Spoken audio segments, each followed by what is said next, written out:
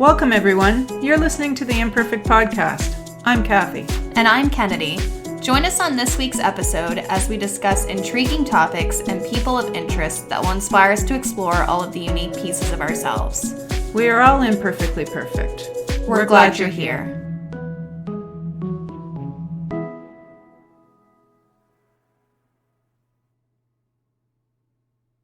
Hello, and welcome back to another episode of the ImPerfect Podcast. We have the privilege to be speaking to Noah today, who I had the opportunity to meet several years ago at a youth conference from high school. Noah is a husband, father of 4 young boys, and has a fur baby, their dog, named Winnie. Although Noah was born in Northern Ontario, he grew up here not far from us in St. Martin's, New Brunswick. And he eventually made his way down to the Moncton area, and he currently serves as a pastor of a budding church plant in the area and works as a Christian life coach on the side. Additionally, he is the host of the ImRest Podcast, a podcast all about how to live your best in Christ, and is in the process of writing a book all about joy. We did want to give a bit of a warning to those listening. We had a really in-depth and honest conversation with Noah about some topics that might be triggering to some in regards to mental health. And our episode today ended up being a longie, but it's a goodie, and we hope you enjoy. Hi, Noah. How are you? Hey, Kennedy. Hey, I'm doing well. I'm doing great. It's good. It's been a really long time since we've chatted. I don't know, Yeah, 10 years, maybe? Oh, shoot. In person, that is. I think I was in the 12th grade last time I saw you, which was quite a long time. Yeah, 10 years. Yeah. So Wild. that's crazy. Yeah. So thank you so much for taking the time. I know you're very busy. For taking the time to chat with Mom and I today, just about what you're doing and who Noah is and all that fun stuff. So why don't you start off by just telling us what's your story? Who's Noah? What do you like to do in your spare time? Things like that. Yeah, sure. Well, my name's Noah James Wiebe. I am a Christian. I'm a pastor. I'm a husband to my wife, Brittany, father of 4 boys. Wow. 3 of whom are adopted. So in 2021, we adopted 3 boys at the same time. So that was cool. Wow. Yeah, so that's Levi's my biological son, who is 4. Judah, who we had changed his name from Axel to Judah, he is 4. And my son Jack, who turned 4 yesterday. And and then my youngest son Luca, who is going to be turning 2 very soon. So yeah, have a lot going on in my life. No kidding. So that's a little bit about me. I'm technically the pastor of a budding church plant in Moncton area. I am the host of the ImRest podcast all about living your best in Christ. And yeah, I'm really excited to be here. Stuff I do in my spare time. I mean, what do I not do in my time? What is the word spare? That is that Right. When I do have spare time, I enjoy spending time with my family, obviously, but I also enjoy walking. I enjoy photography, podcasting, obviously, and a number of other different hobbies that keep my attention. That's cool. Yeah, no, and just for some background, I met Noah at a youth conference, I guess you could call it. I don't know if we met at the initial one and then we were both asked to be leaders the next year or how I that think it was worked. the leader one that we had actually met. Okay, yeah. Yep. And so that was a lot of fun. And we connected on Facebook, and it was super strange because I noticed that what reconnected us was, I mean, you see people's posts on Facebook and whatnot, but I saw you had posted something about Salisbury, and I was like, Yeah. this doesn't make sense because you're originally from where? St. Martin's? Yeah, so I grew up most of my life in St. Martin's and, spent a lot of time in the St. John area. So making Right. Salisbury was not an expected turn at all. Right. And so when you posted that, I was like, what the heck? So I messaged you right away. I was like, so I was thinking about messaging you and saying hi, but super strange how life works that way. And I even told mom at the time, I was like, this guy right here in this picture, like, yeah, he went here and now we're in Salisbury. And how did that happen? Yeah, and Yeah. I think you had him on your list even before you realized he was back here. Yeah, I did, ironically, because I Oh, saw the sweet. cool stuff you were doing. So it's so funny You're how that that worked out, popular. I guess. Yeah, and I was super stoked to see you guys, just to kind of brag on y'all, because like I'll be like, I know Kennedy, she's for the Imperfect Podcast. It's so awesome.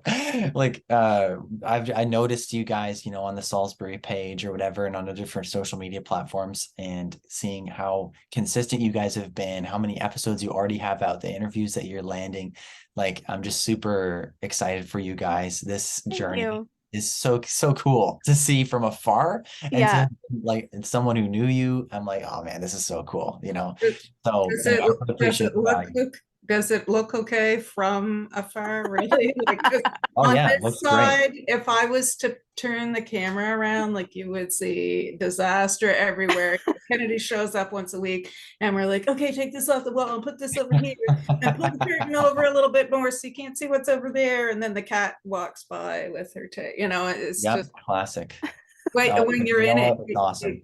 yeah, when you're in it, well, I know for myself and Kennedy, we just think like, man, like it's not, it might look good on screen, but does it look good on screen? So that's very encouraging to Because hear. we see all the background stuff happening too, Yeah, right? So I hope you are encouraged, because what you're doing is really a labor of love. And, you know, it might just be something you guys are doing on the side right now or whatever. But I hope it gets so overwhelmingly successful that you have to like quit your job to do it, because this is such an awesome, wouldn't like, that be nice, eh?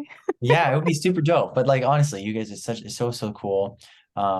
The way that things kind of went, like so your story's been really cool. Some of the ways that my story has progressed to getting to, getting to the Moncton area Mm. has been yeah, it's actually been pretty wild. So I was born in Ontario, moved to New Brunswick when I was 8 years old. When I turned 8, for whatever reason, something shifted in me. There's a few factors that I could probably feature in this story, but I was like, that probably won't. That yeah. Anyway, so I first I'm a Christian, so obviously I follow Jesus. It's very really core to my identity, who I am, and one of the things that happened just before I turned 8 was this like move toward really identifying as a Christian, saying, you know what, Jesus, come into my life, I receive you. So just before I turned 8, that was kind of my thing. Now, of course, I'm a kid, so do I really get it? No, I don't. But I do enough to say I want to have a relationship with this God who created the universe. Hmm. So had that, but then when I was 8, I had gone through all of this like really weird, confusing, difficult, complex, traumatic experiences in which I thought, like it was just sort of, yeah, it was complicated. Mhm. So when I've moved, now that I've moved to New Brunswick, I'm, starting to get life here. I've left behind all my friends in Ontario, blah, blah, blah. Now I'm struggling with this crippling depression. So I'm struggling with depression. I'm 8. I don't get it. I don't understand. By the time I'm 9 years old, for those of you for this is a sensitive topic, like I identify with you, but by the time I was 9, I'd already told my mom I wanted to commit suicide. Wow. And I like had a plan to do it and all that. So that was a conversation that was helpful to have, is like the be able to get that out in the open and share with somebody that I trusted. Mhm. So anyway, years go by, I'm struggling with depression. I get to the age of 14. I start reading the Bible every day, which was not something I'd already started doing.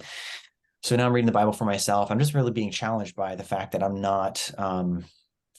not as great a guy as I thought I was at the time. So I'm like, oh my gosh, like I'm not living up to the standard of love. I'm not being loving. I'm not being kind to the people that are in my life. So a couple of years go by, and I'm really now at this point, I'm really committed to this, relationship with God, allegedly. I then keep in mind, this is how deplorable I am as a person at this point. So I remember really having this pull toward romantic relationships and connections to fill a void inside myself in which I didn't feel I was loved. So Right. struggling with a sense of insecurity and inadequacy, while at the same time striving and working really hard to project that I was perfect on the Mm. outside. Right. so as to communicate that I'm okay and that nobody needs to deal with me. Just leave me alone. At one point when I was 14, my girlfriend at the time had, kind of forced me to go to my guidance counselor, the bad guidance counselor. Sometimes you go Right. to, there's a good one and then there's the bad one. And you're like, oh, dang it, I went to the bad one. Now I'm gonna be traumatized. But that experience of being forced to go to guidance counseling kind of brought out this way that I projected an image of being fine. So my guidance counselor is having a conversation with me. So I hear you're suicidal, you're depressed, tell me about it. And I'm like, well, yeah, sure, I'm struggling, but I'd never do this because of blank, blank, blank. And she was like, okay, well, works for me. Bye-bye. And that, and it's not that she was trying to diminish. It wasn't that she did anything wrong necessarily, but that there was a sense of like, clearly I'm struggling, but I'm able to lie my way out, Right. to project my way out, and to, Right. so I wanted to keep everybody thinking that I was perfect. And I wish that I could tell you that habit is completely gone. It's totally not. I'd still do that sometimes. And it's still sometimes this thing that God challenges in me, that friends challenge in me. But life goes on. I'm 16 years old. I'm using these romantic relationships to fill in this internal void within me while projecting that I'm fine on the outside. I lied to this girl to start dating her. It was a really weird, complex situation that I won't get into too much, but basically it was all built on fraud. It was it was all bad. Right. But then I genuinely fell in love with her. But it was a very toxic, emotionally abusive relationship. And I would even say maybe on both ends. Like at some point, I gave into those kind of behaviors. She had already kind of been indoctrinated into that herself. She had her own baggage to deal with. So it was just rough. It was bad. I ended up leaving behind my relationships with all of my family members, all my friends, my relationship with God, all of that. And I just didn't. I literally thought my life was over. It was the closest I'd ever come to like committing suicide. I was 16, of course, so it was a little bit melodramatic. But like my situation was, I really don't believe I have a reason to exist. Yeah. Everything that has grounded me, everything that has provided me any semblance of having peace has been stripped away from me. And even the presence of God in me, I feel that I have withdrawn myself so far from him that it's like, I don't know if I can reach him again. So there is all of this struggle, but there's a lot of things happening in that season where I was able to, like we ended the relationship and then we got back together. But in that season of going back and forth and losing my life with God and losing my family members and losing my friends, like there is this process where I started reading the Bible again. And I was like, God, like, I really want to get this sense of like what you want to do with my life, because I don't know how this is going to work out, because I've seen people have their lives completely flipped upside down because of a romantic connection they had in high school, because I was seeing it all the time, and I'm sure Kennedy, maybe you could identify with that. I mean, I think you went to high school there in Salisbury. So, I mean, like, whoa, you can see people's lives ruined early on, it's not that hard to do. Life's pretty fragile. So I was like, well, maybe I've done it myself. So I was like, God, just save me. I don't know what to do. And I started going to counseling, went to the good guidance counselor. That was a good step. But the point, like I started going to counseling, started taking my health seriously, started reading my Bible again, started spending time with friends and family, and just kind of got this mentality that God was really interested in seeing my life restored. Not perfected, but restored. He wanted me to be in relationship with him. He wanted me to be renewed in purpose and in joy. And that my girlfriend ended up texting me one night and said, hey, let's just end it and make it mutual and we'll be fine. And I'm like, you know what? This could not have been any better situation. But I just felt redeemed. I felt rescued. And I just thought, well, hey, if God can rescue all of this, then all my family members, all of these relationships that have burned, all of these things that I've let go and destroyed, like God's given them back to me. Like, whoa, if he can save all of my life, then he ought to have all of my life. And I committed my life to him that year. And I got baptized. And it was this really cool season in my life where I also started to discern that God was really calling me to be a minister, to be a pastor, which to most, and even to myself, was kind of a surprise. Because my initial plan was to be a pediatrician, I was going to make bank, helping kids. That'd be dope. But no, it was actually a relief to have this sense of clarity about my purpose. And that was really just a next step. It was just like this long range goal that I knew that God was calling me to, that, that wasn't everything that was going to be part of my story. Like I couldn't have imagined what my life is now. when Right. I was that.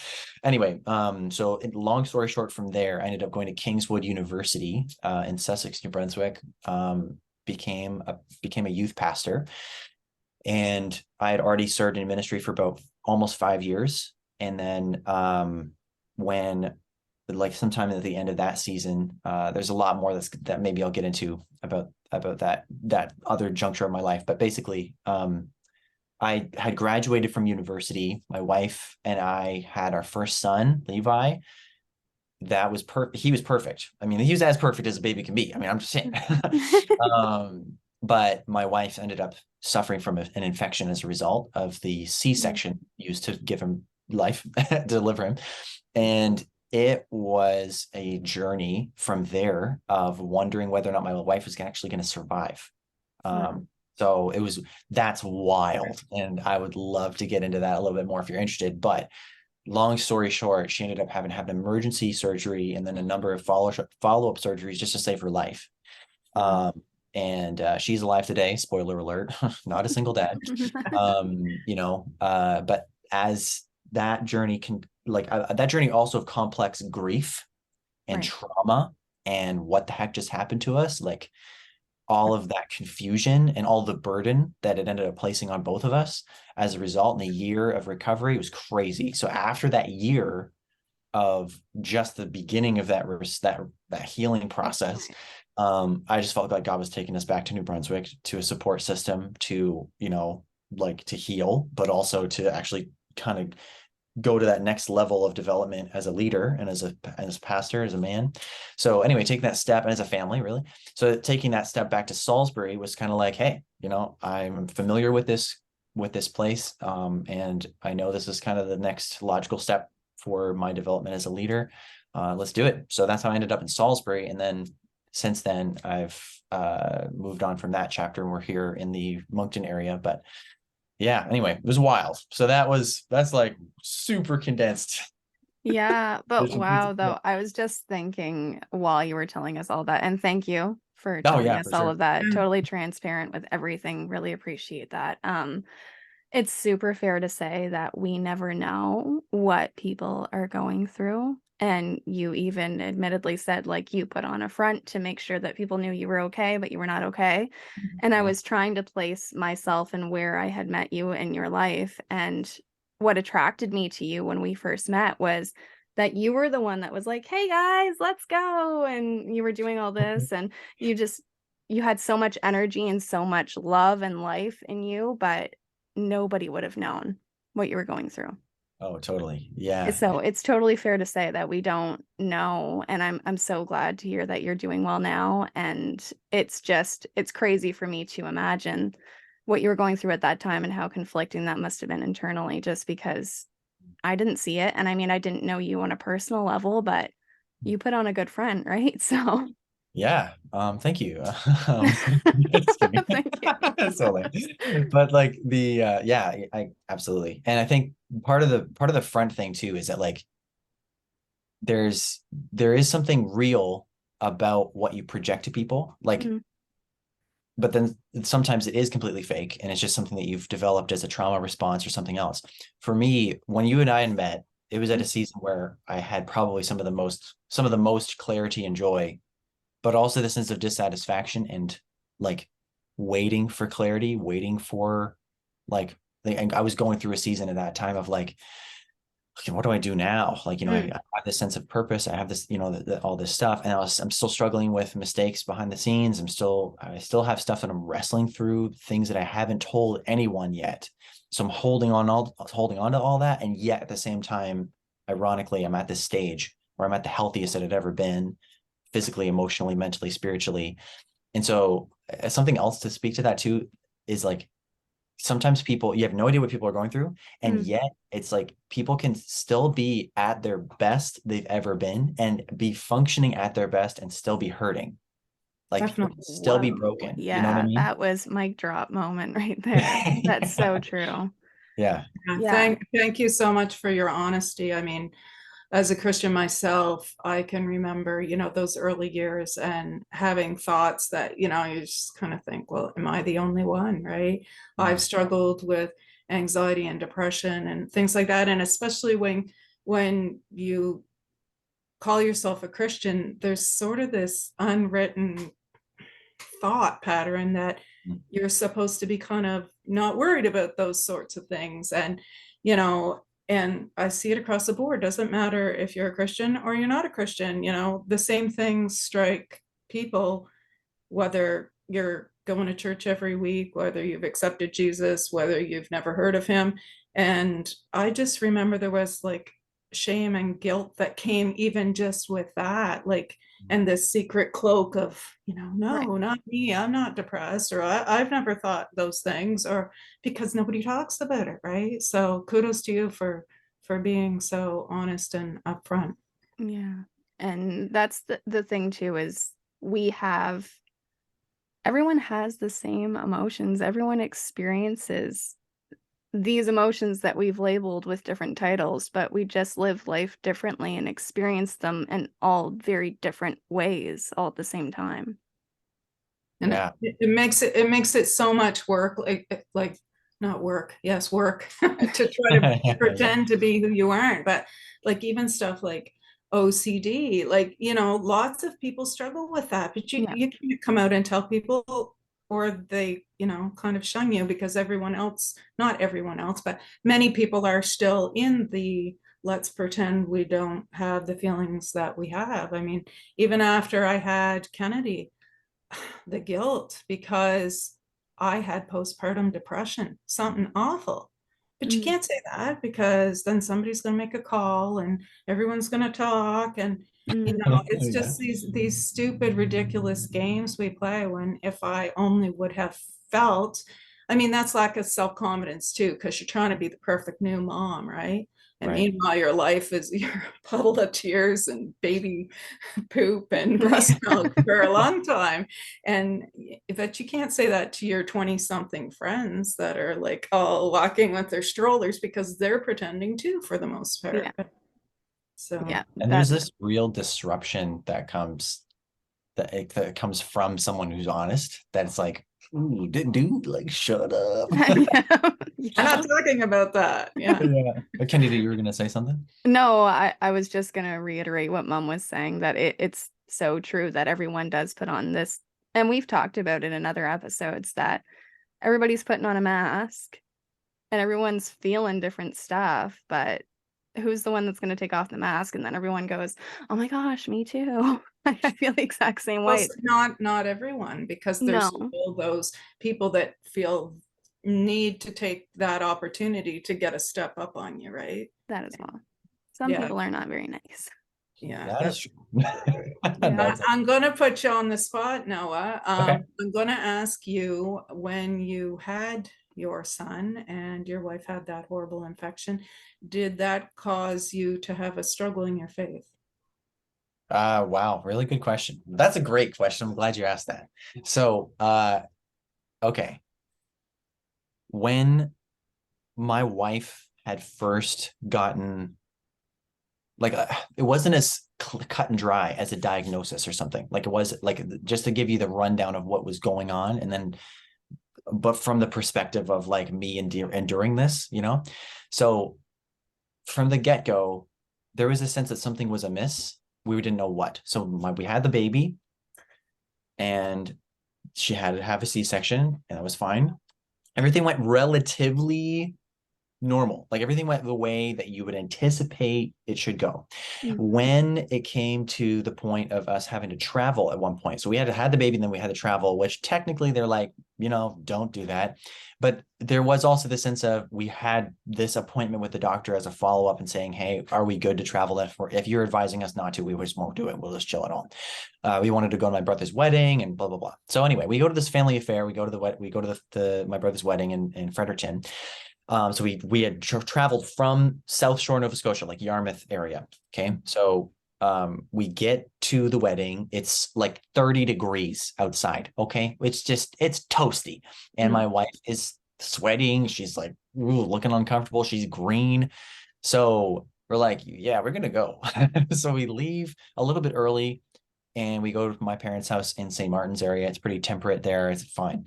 So, we end up going to the doctor because she's still feeling really sick. So we go to an ER, we come back. They're just prescribing us basic antibiotics, so that she's not getting anything crazy. They say to come back after she gets a fever. She gets a fever. We go back. It's Tuesday night at this point. And my devotions that day, by the way, I was reading Job. And if you guys and for those of you who haven't read the Bible, those of you who are listening who haven't read the Bible before, Job is that book that's basically about that time in your life when everything sucks and you're just depressed and your friends don't get it and nobody's understanding you and you feel like it's not fair, right? Yeah, me and Job are like this. Yeah. So anyway, Job is the kind of book you read when you get depressed or when you about to be depressed. So I read Job 1-4, which I'm like, this is not good. I shouldn't read this today. Maybe I should read something cheerier. Anyway, so it becomes a nightmare in a very short period of time where my wife is going through 3 times a day. They're removing this gauze from her incision wound and stuff. And I won't get too gory for those of you who are not interested in listening to that kind of stuff. It does get pretty intense. But she just went through torture, basically literally screaming over and over and over again. And there's literally nothing I can do, right? Like, I'm her husband. I want to fix it because I'm a dude, she's losing the ability to nurse our baby. He's done really, really well, right, with nursing at this point. And for those of you who have kids, how important that is and how much it might matter to you as well, right? Like, you want to give your baby the best. And if nursing is the way that you thought that was going to happen, then you're like really sad about the loss of that, right? That potential. There's good in the midst of that, but there's a loss there, right? Because I want to give my son the best. My wife wants to give my son the best. She's not able to do it anymore. She's now becoming very frustrated. She's getting that sense of being down, of depression. She's got the postpartum thing as a risk factor anyway. Now they're giving her fentanyl and Dilaudid and all these really hardcore painkillers and by the way, she's still going through the medical procedures and screaming through them with the hardest core stuff that they can give. So and she's already got a high pain tolerance to begin with. So here I am watching the woman I love enduring all of this stuff. Meanwhile, I'm taking care of the baby. I'm giving him formula. I'm up with him all night long, every night for days until Brittany's mom, who lives like 6 minutes away from the hospital, she ended up having to take the baby, which is another loss because I'm like, now this bonding time is gone, right? Like, he can't even be here. Like, it's not even safe for him to be here. I can't take care of him anymore. I have to be here with Brittany to make sure that if something has to happen, I'm here to make the decision. So, in the midst of all this stuff, obviously I'm processing like, what is happening? Right. So my question was in that moment, okay, God, there are 2 ways to deal with this, or maybe there's lots, I don't know. How do you want me to deal with this? Like, I don't know where this is going to go. I felt like frog in the kettle kind of thing, where you don't realize how bad or severe it is. I'm shaking just talking about it, but like in that moment where I knew this was about to get real, I'm like, okay, how do you want me to deal with this, Lord? And at that moment, I was like, I'm not going to crumble right now. Like, there are just this sense of grace that God gave me to be like, I am going to 100% trust you through this. And you're going to give me the will to fight through whatever has to happen. And also really believing that this is something my wife is going through more than it is something that I'm going through, right? Like, I'm being present for her. Like, I'm here for her, but like, there is this moment of like, okay, God, how do you want me to deal with this? And then seeing him just help me through everything, every single part, every moment. And I really believed that in that moment, I never believed stronger that God could do anything he wanted to do and that he was faithful. And like, my mother-in-law and my father-in-law, they had dealt with people. Like, my mother-in-law worked at a different hospital. My father-in-law had worked with like wheelchair technician company. So they knew what the look of death looked like. Like, they've seen this process play out before. They've seen people go through this kind of thing. Older people, sure, mostly, but they've seen it. And they're looking at this from this angle of like, my daughter is dying in front of me and there's nothing I can do to save her. Right.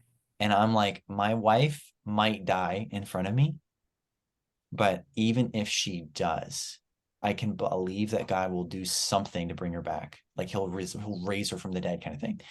At the same time, I was also thinking, but even if he doesn't do that, I will still trust him. Mm. And then there was this moment. So this is fast forwarding through a lot of stuff, but like it's surgery day now. It's July 2nd, 2018. I just woke up from this nightmare of like being overwhelmed and I can't save her basically. Anyway, wake up and there's like 7 different doctors that are going to come in one by one to give us their recommendation of what to do. The doctor comes in and says, listen, we need to give her surgery right now. Like we need to do surgery stat or she's going to die. I'm like, okay, cool. Like do whatever you got to do, you know? So they bring in all these waivers, right? These forms to sign away my right to sue. Mhm. And like, Right. can we do everything we need to do? Could we remove her uterus? I'm like, totally. I mean, like, what's she going to need that for at this point? Like, rather than she be alive, we can just adopt. That's fine. Right. You know? But then they brought in another form that said, listen, there is a chance she will not make it through the surgery. Mm. Like just for context, all of her body parts, like all of her internal organs have shut down, like her, other than her heart, obviously, and other key things, but she's essentially on life support at this point. She has no kidney function, no liver function, nothing's working, nothing's operating. Yeah. And she's straight up dying. She had seen her dead grandfather in the corner. Like she's like, I see my grampy. I'm like, bro, you shut up. Yeah. He's Not dead. good. Anyway, so like the night before, right?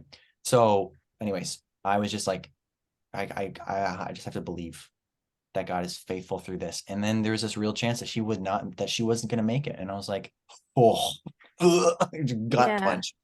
And then I was like, God, like, there's nothing different about the whole process. How do you want me to handle this?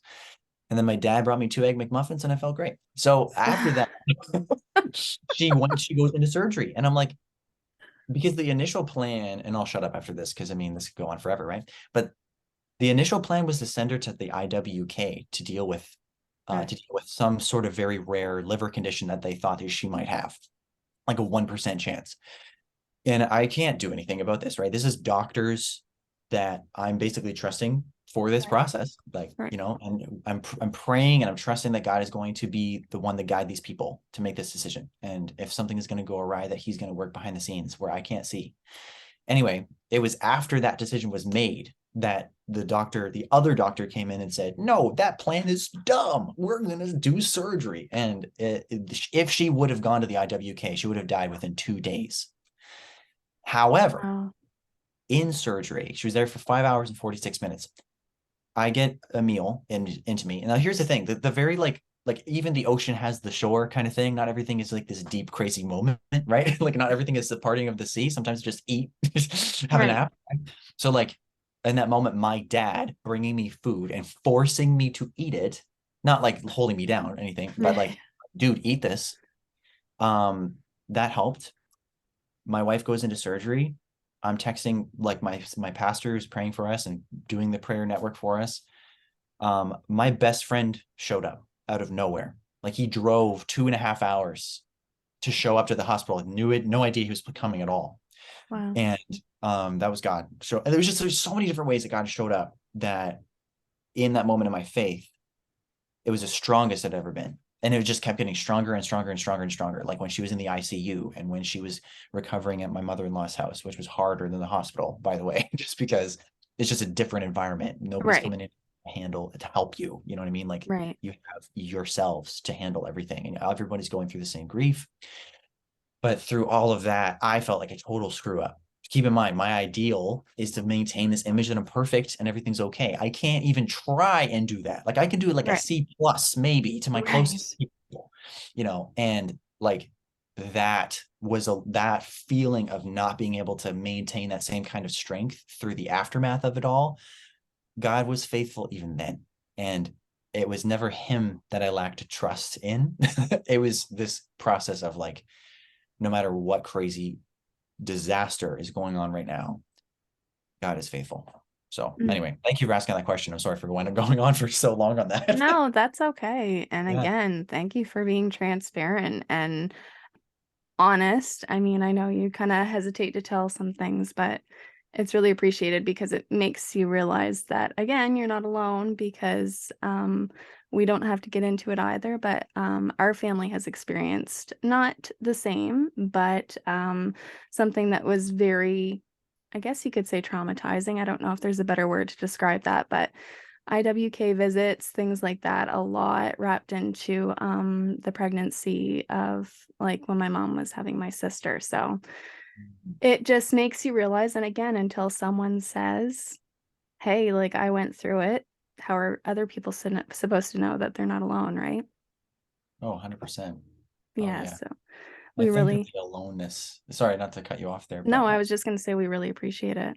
no, thank you for that. I think the more honest we are about stuff we go through, the more it invites other people into this place of like not isolating themselves in Mm, the midst of what they're going through. Yeah. And it also cuts through the lie that everybody else has it better and everybody else has their life put together. mm, And, the most people I know do not. no, Like, Yeah. um, yeah. And one of the one of the things that people can go through so much in the midst of something like that is this feeling like there really isn't anybody that could get this or understand what I'm going through here. Right. And a lot of times that's validated by the experiences they get from people who endure it or endure them, I guess. They have that conversation with them and they're like, wow, you've yeah, been through a lot anyway. So Chili's today? yeah, But it's not an easy, it doesn't matter what it is. There's this level that you're not alone, and yeah, also this level that it's okay to give life permission to not be something that everybody's going to understand from your angle. mm, Like, it's okay to not have everyone understand you fully and completely. That's hard for me as a person too, where it's like I want them to know that I have good intentions, or I want them to understand what right, this has been for me, or whatever. And it's like, yeah, of course you do, because you want to be known. mm, And but then there also that knownness is also terrifying. right, So it's yeah. Anyway, I think we should be honest because it helps open up so much. And it's just such a I don't know. And I wish I could say like I'm totally honest this way about all things all the time, but like that I think it's inviting for others to step into the light too. So anyway. yeah. And I was just gonna say too, like here we are doing this podcast, and we're all imperfect, but that's what makes us perfect, and all this sort of thing. And I say, oh, well, I try to be honest, but I mean, nobody is totally 100% honest with themselves or people around them. There's always this fakeness, like right down to, oh, we're having company come over. Well, we better clean the house top to bottom so that nobody thinks that we live like slobs, Or we 7 days live out of the all. week, That's the except for, reality, but yeah. right. Like that is a lie, right? And then when people come over, I had someone come over one time actually, and she came over unexpectedly. Hmm. And she came upstairs and she said, can I just say, I appreciate that you have dirty dishes. I was Hmm. like, what do you mean? And meanwhile, I'm feeling self-conscious about them. So it's funny she brought it up. Yeah. And she says, all those dishes piled over there, isn't it great that we have dishes to make dirty? And I was like, yeah. And she says, it makes me know that my dirty dishes at home don't have to be cleaned when you come over. So let's just make this agreement right now.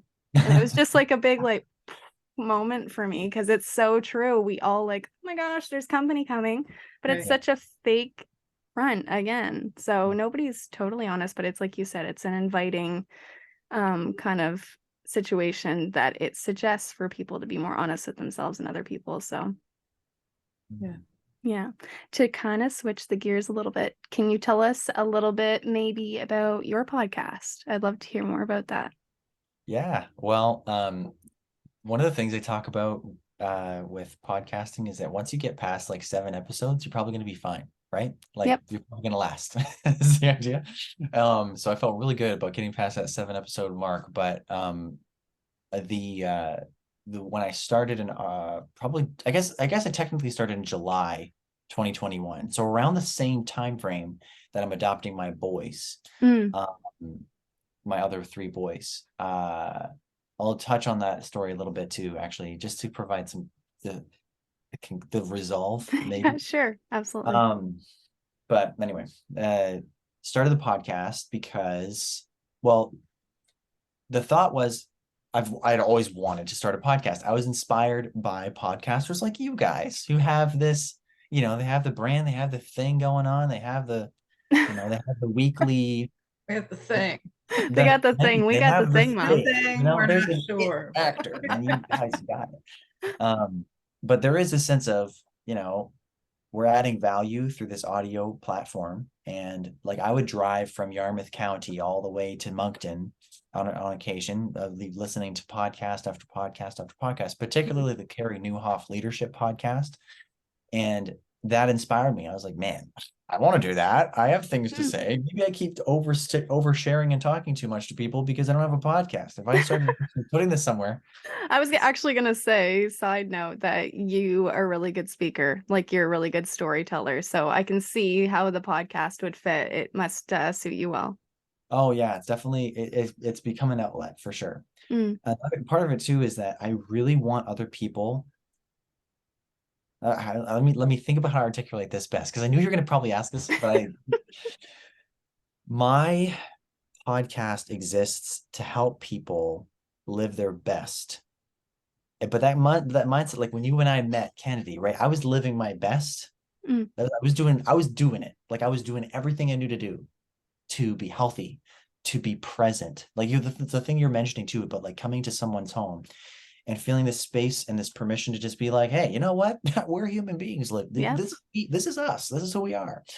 That's something that like the same summer that we came out of this whole crazy traumatic experience, I picked up a book called Present Over Perfect by Shauna Niequist. And that whole idea of like, we don't experience rest or presence anymore. And we don't experience rest and presence most of the time in our modern day, approach to life, where everything needs to be projected as this amazing story or this highlight reel. That's obviously magnified and concretized, if that's even a word, by social media and other things. And just by our community pressure, like the people that we live around to like, don't be open about how you feel and whatever. For whatever reason it comes to us, we all are kind of born into this Western slavery of mindset that says that we have to be a certain way to be lovable and acceptable. Yeah. And otherwise we're going to be rejected, and we need to be afraid of that rejection.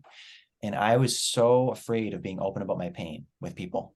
And quite frankly, I didn't even know I had pain. That's how out of touch with it I was. So the podcast was something that only after years of ministry problems, issues, losses, only after years of personal family losses, only after years of just struggling with depression from the time I was 8. And I wish I could tell you that depression went away. It did not. It's not that it went away. It just became managed. It became managed,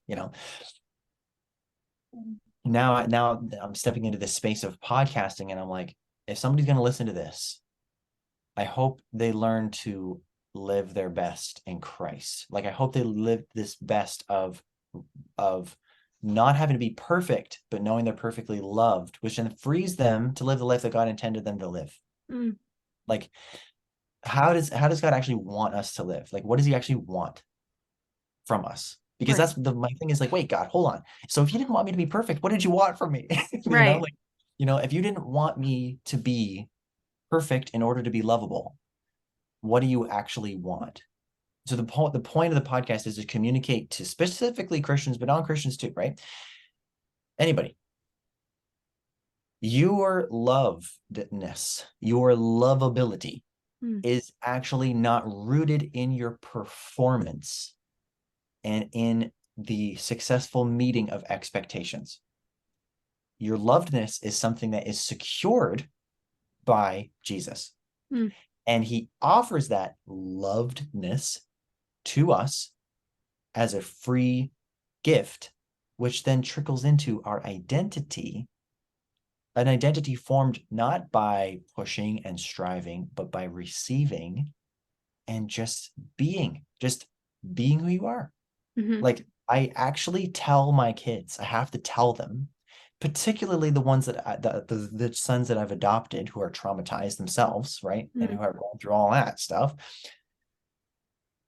I have to tell them to relax and know that I love them. Mm. Like, I have to teach them that I love them, which is different than my biological son, where he was like he got that from me Right. all the time. My other sons who are adopted by me, they have to hear it from me all the time. And I have to be taught to them all the time. And they have to hear it from, they don't have to hear the words. They have to have it communicated to them in a way that really sets in. Mm. But it also has to be, they have to hear it all, it has to be this repetitive, rhythmic thing. And like one of the things that we do is give them this, not, I wouldn't call it a mantra per se, but this idea of like, this is what dad thinks of you, just so you know. This is what Mm. I think of you. I love you and I'm proud of you and I'm happy with you. Mm. And every success is something I'll celebrate with you, not require from you Mm. to love you. And every failure and mistake that you make is just added to this pile of things that, God willing, you learn from. But even if you don't, that it just becomes this thing that just lives in the past. Mm. And it's going to stay there. And like, it's not going to affect our relationship. In fact, it might even strengthen it. And that's the kind of relationship that Jesus has made possible by dying for us on the cross. Like, that's what Jesus is all about. And I know like this isn't like a Christian podcast, you know what I'm saying? I'm not trying to go there, you know what I mean? But like the podcast is about realizing the truth of the gospel, which is actually that God has made it possible for people Mm. to be loved unconditionally and receive that love in a relationship, a two-way street in which we live as dearly loved children of God with whom he is well pleased. And then from that foundation, we live the life that he has for us in obedience to what he's called us to do, in obedience to his commandments, which when you really get down to the bones of what God wants from us is a community of love, a community of love that is always ever inviting and generating itself to multiply. And that kind of mode of Christianity is just not what I heard most of the time. I heard it from my mom and dad. I like, praise Jesus for my parents because, you know, like I was very privileged to have a family who wanted to communicate that to me. By and large, what I've experienced as a pastor is that most people do not get Mm. that from the church in the West at all. In fact, the church becomes this sounding board, and not just a Yeah. sounding board. I shouldn't say that, although it does become that in a sense, but it becomes this megaphone through which messed up, narcissistic people Yeah. communicate that love is conditional on you meeting not God's expectations, but my expectations with God's hat on. Like, Yeah. it's so messed up and dysfunctional. And I know how messed up and dysfunctional I am. So I'm not like, hey, you know what? I know better. Like, but I certainly have received love from Jesus. And I wish I could say that I live in that all the time. I do hear that from him all the time. Like, my relationship with God is completely revolutionized. Like, when I was a teenager, part of my depression struggle was never feeling like enough. Mm. I never felt like I was enough. And of course, the craziness that went on later in life after having my first son. I mean, great, what the heck? Now I can't even try and be enough. I can't even put in effort. Right. Where's the effort? I don't know I can't even make it. Right. Because it's just not in me to give in the same way. So I want people to receive that. I want people to live in that. I want to live in that, you know, like I want to live in rest. Mm. I want to live from this place of rest, not from this place of striving and to earn rest. I want to be free from this cognitive dissonance within me that is caused by feeling like I'm not loved enough. I'm not lovable enough. I'm not enough. I'm not enough. I'm not necessary. I'm not helpful enough. And God is just like, dude, cut that out. Just let me love you. And then ipso facto, I will help you Mm. be what you need to be. Mm-hmm. Because that's what I really want. Is what I really want is like to do life with you.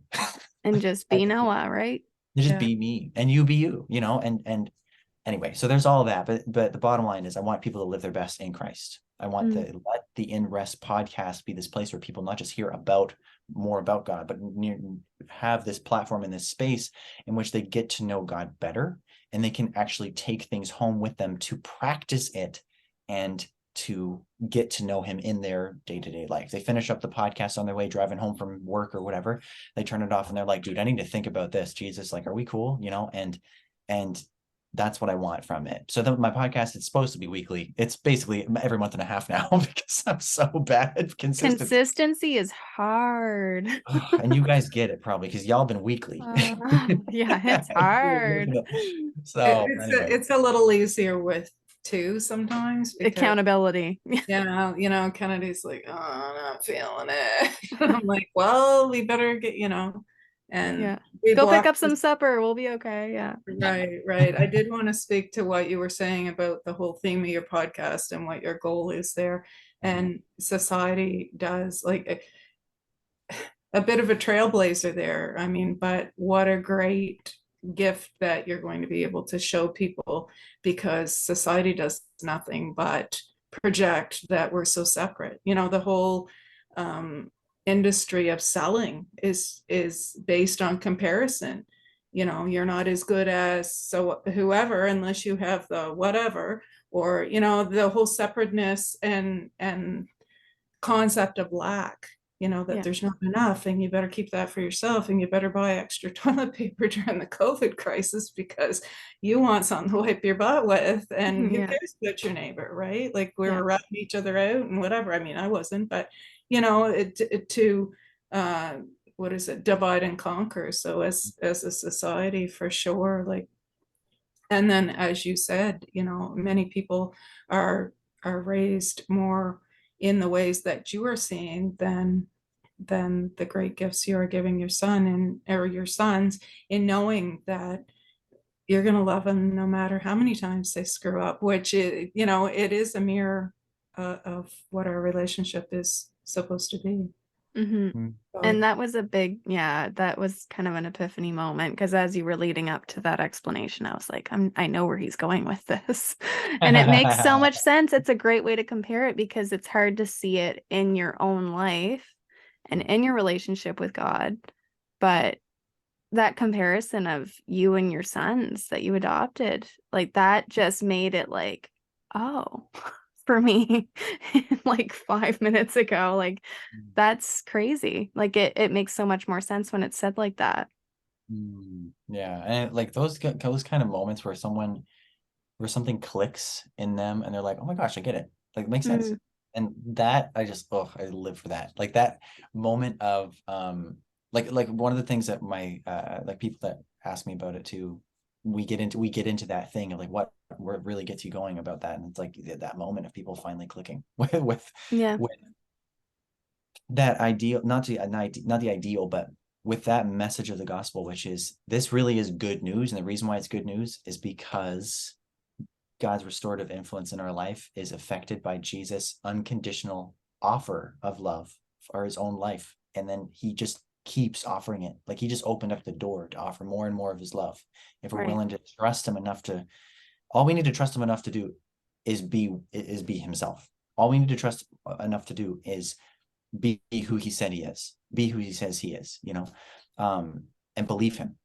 And if we believe him, that's it. And we receive this door into that life. But yeah, my relationship with my sons definitely has helped click a lot of things for all of us. Yeah, that must clear it up a lot, honestly. And like, good on you to make that connection and how that's a similar relationship like that.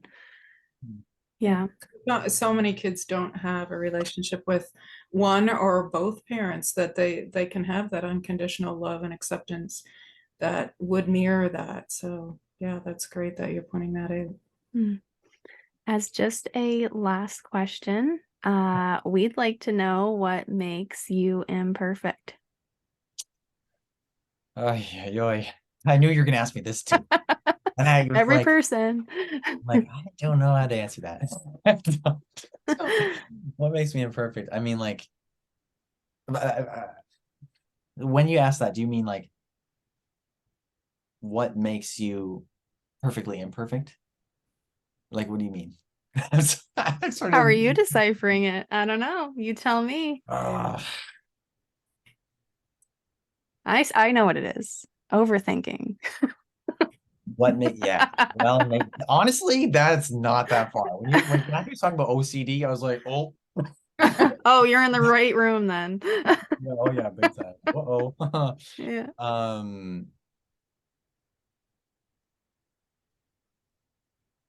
Makes me imperfect is my own difficulty with accepting God's love for me. Mm, Yeah, that makes me imperfect. that's solid and relatable. Totes, totes is. Totes Um, is. but yeah, that's what makes me imperfect. Because what that does is it leads me into insecurity. There's this leader guy that, speaks a lot about insecurity and the difference between a secure leader and an insecure leader, and always aspired to be this very secure person. And part of that journey of being a secure person was being willing to have difficult conversations and all this stuff. But there's so much of my struggles with insecurity or with depression or with other things that really come out of, am I really going to believe that I'm loved? Because I can believe everything that Jesus did for me. I can believe all that. I can believe that I have a family that cares about me. I can believe that. I can believe that I have friends that love me. All of that. That's great.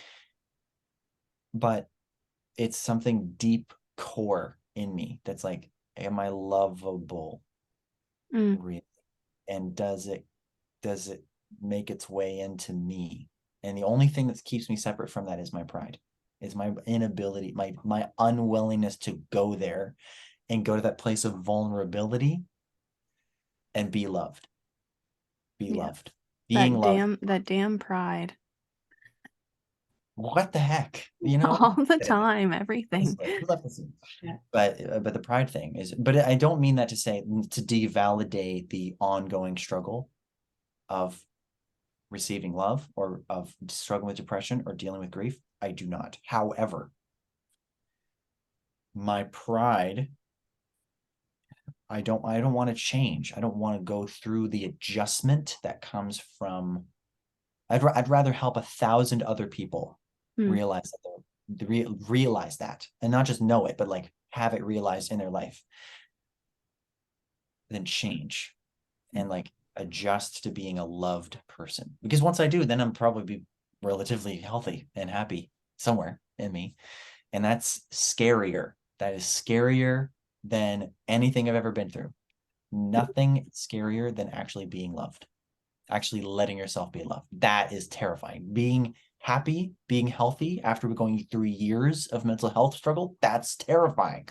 And I'm not the only one that struggles with that, because I mean, NF is, a music artist, a Christian music artist who explores all those themes. And there's many others who do as well. It's hard to just get to this place of adjusting yourself, because there's this trueness to having an unwillingness to go there, an unwillingness to go to that place of being vulnerable enough to let someone else love you and be we consumed by them. Sorry, I didn't mean to interrupt you. I was No, just gonna say, that it's that saying of we accept the love we think we deserve, right? And got him. Yeah. we believe the lie, that Yeah.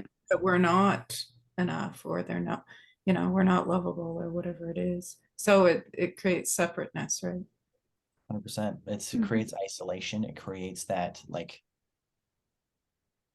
even with other people, and even like there's this thing called depersonalization or derealization, which happens when people struggle with anxiety and stress, where they literally are separated from themselves. Mm, Like this sense of disconnectedness, this sense of unloved, like this sense of believing that lie mm. leads into that Mm. disconnection with even from yourself. And it's brutal. That's big too. Yeah. And yeah, I could see how that would be true. Yeah. Yeah. So, thank you again for taking the time. I know you are busy. It's a busy month for you, as you were telling us before we started. And Before we go though, you're gonna hate me for this. Okay. I have something to share. Gonna laugh. Hang on here. Okay. This is a visual for those who are listening. Watching on YouTube. Yeah. Awesome. All right, here we go. Oh, nice. You know how far I had to scroll through Facebook to find this picture? Good times. So what is This the picture of, Kennedy? Why don't you narrate for us here? Yeah. So for those who aren't watching, it's I don't know, circa what year would that have been? 2013, 14, yeah, something like that. 2013. Yeah. I had to scroll a long ways through Facebook to find this gem, but yeah, it's Noah and I at the youth conference when we were leaders there for, I believe it was for the weekend. Yeah, it was a weekend conference about healthy relationships or something. Yeah. I think for those of you listening, I mean, this picture, it's kind of like if you look at me at this point today, you'd see a goatee, you know. My teeth have been set properly because of Invisalign, you know, shout out to them. Not a sponsor, not a sponsor. And great for them. And probably years of sleep deprivation as well on top of it. So I look different. But in this picture, I kind of look like a mix. Like, give me here. Okay, maybe you can agree. Okay, it looks similar a mix of like a bucktooth hick Bob Ross, also crossed with a Muppet. A little bit, yeah. So I don't A know, Kat. blonde Bob Ross, I can get behind that maybe. Yeah. Yeah, the Bob Rossness of the hair, because like I don't know what it did. Like I didn't have product in the hair. I just went like I had a lot of chlorine because I was on the swim team at the time. In this picture, it's so funny too because I'm such a nerd in this picture, but like I was the captain of the swim team, and you know I had all my dreams and stuff. I was doing great. We It's just thought we so were funny. so cool being the leaders at that conference, but were we the real nerds? Probably. I think the expression on our face, I don't know if you remember, the joke of the weekend was you consistently going around saying Vector. So I think that's what you did before this photo. That's Memories, awesome. huh? Oh, that is good stuff. So yeah, just wanted to throw that in as well. But how about you tell people just before we go Yeah. where they can find you, your podcast. You also mentioned something about a book, maybe a little teaser on when or what, or maybe you haven't started. Anyway, the floor is yours. Yeah. Okay, cool. So book first, that's the easiest. Writing a book. But you know, publishers and stuff, am I gonna self-publish? I'm not sure. But so I'm in the process of writing a book about joy.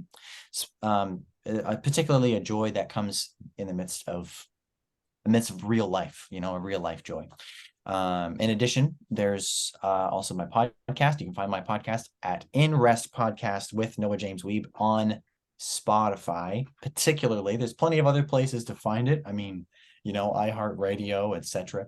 But Spotify is the best place to look for it. In addition, there's the inrest.insta Instagram page and inrest podcast on Facebook as well. So I think it's facebook.com/inrest podcast. It'll come up on the Facebook page there. Sure, I'll link it too with the episode just so people can have that as well. So it'll be in the show notes. Definitely. I'm also doing coaching. Like I'm stepping into that thing as a side hustle. So that's good for you. I can see it. Yeah, well, like I said, like I'd like to have 1,000 people be helped to know they're loved before I do myself. So I mean, might as well do that. Just kidding. But the truth is, yeah, I do want to use the podcast, but I also want to coach people through the process of adjusting to being loved, and receiving that message and identifying ways to overcome depression, overcome that cognitive dissonance, and find this realized secure identity of unconditional love. So that's a coaching.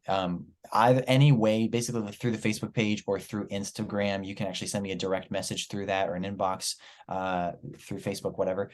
Would love to have a conversation through that. If you're interested in coaching or just want to have a conversation about this, love to even schedule a Zoom call with you. Heck, why not? Why not? And, you know, pray with you and connect with you that'd be awesome. But would love to. Also, I'm also on YouTube again, In Rest Podcast, pretty simple YouTube anyway. So that's there too. But yeah. Awesome. Well, thank Great. you again. It's been great catching up, let alone really appreciate again you taking the time to be on the podcast. And you and I'll have to catch up over coffee or something, it seems, because Would now that love. you're living in the area, why have we not yet? Why not? What's wrong with us? I mean, other than the global pandemic thing, I was just I guess. Yeah, that's fair. But yeah, totally. Let's get together. Would love to, guys. Thank you so much for having me on the Imperfect Podcast. It is so awesome to have you guys as a connection and be so local to each other. You know, we should Yeah. totally do something cool together somehow. Yes. I don't know how we do it, but you guys are awesome. I love your work. I love the way that you guys are coming across in so many different ways and covering so many different not just industries or niches, but like people who are going through things. Like, you are connecting on such an important level, and your overall message is so cool, and it's helped me. So thank you so much for the value That's you're great to hear. the ministry you're doing in this. So thank you for everything, and thank you for having me. Thank Thank you. you. Thank you for taking the time. All right, God bless, guys. Bye, Noah. See ya. Bye. If you or someone you know has a unique story to tell, we'd love to hear from you. Email us at theimperfectpodcast@outlook.com. For more information and how to connect with us on social media, you can visit us at our website, theimperfectpodcast.ca. And from whichever platform you are listening to this episode, be sure to like, share, and leave us a review. We would really appreciate your feedback.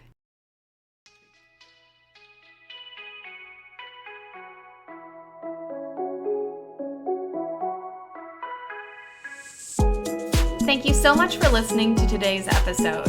We look forward to hearing your feedback and seeing you all find that extra joy and embrace your own imperfect. See you next week.